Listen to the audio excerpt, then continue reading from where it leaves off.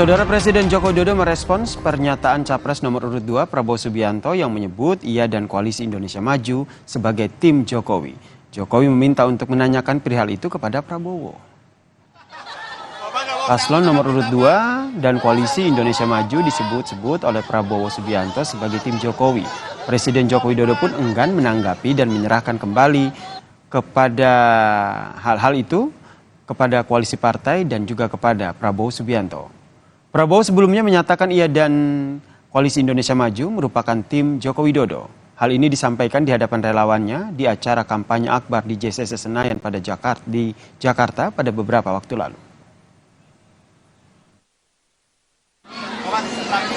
Soal Koalisi Indonesia Maju yang selalu menyatakan bahwa itu adalah timnya Pak Jokowi. Kalau Pak Jokowi sendiri yang mendukung, tanyakan ke Pak Prabowo. Urusan koalisi itu adalah koalisi partai-partai. Jangan ditanyakan pada saya, tanyakan ke beliau.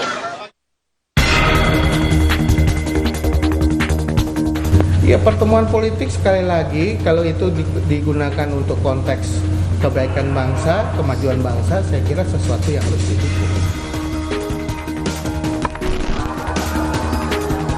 Satu persatu Ketua Umum Parpol pendukung Prabowo Gibran bertemu dengan Presiden Joko Widodo.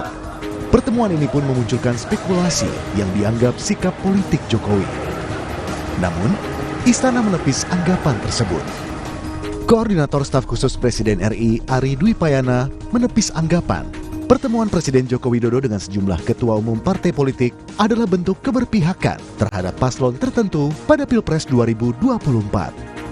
Pertemuan politik pasti dilakukan oleh Presiden untuk perbaikan dan kemajuan bangsa.